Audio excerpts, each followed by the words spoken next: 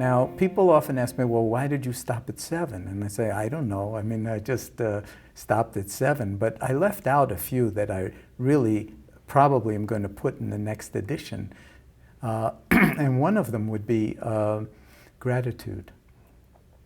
To bring gratitude to the present moment because, well, say, for one thing, just we're alive. We take that so much for granted. A little gratitude. Wow, the body's working. I'm breathing in, I'm breathing out. My eyes work, my feet work. If, you know, the liver is working, the kidneys are working. I mean, we take so much for granted. So in that sense, the 7 attitudes are a way to remind us of that, and gratitude really should be in that list. Another one would be generosity. A sense of like how powerful it is when you give yourself over to life, and that you give other people what would make them happy. Not for yourself, not so that you can pat yourself on the back and say, I am a generous person, but because it gives joy to others. It enhances interconnectedness.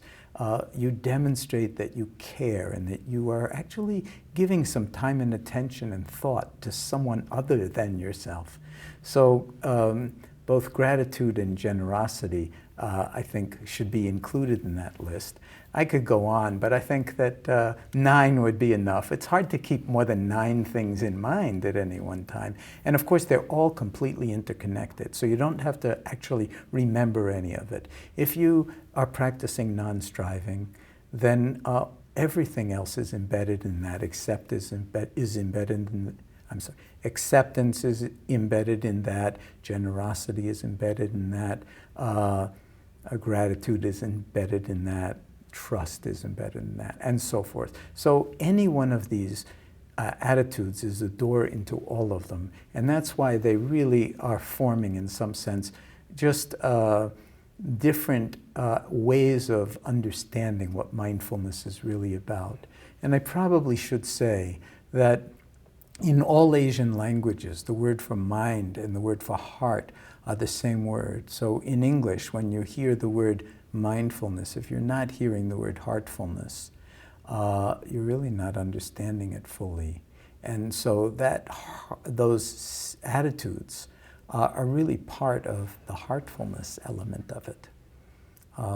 Whether it's seeing things as they actually are, the most profound thing you can see is the interconnectedness of all things. As soon as you see that, then emotions like anger, for instance, are very different because, or fear for that matter, are really transformed in some way because of our interconnectedness. So it's a way of seeing other people as they really are and not necessarily seeing them as threats, and then being able to find some domain of commonality that comes out of the heart, that comes out of the head, that comes out of the body, that comes out of life, as one completely integrated whole.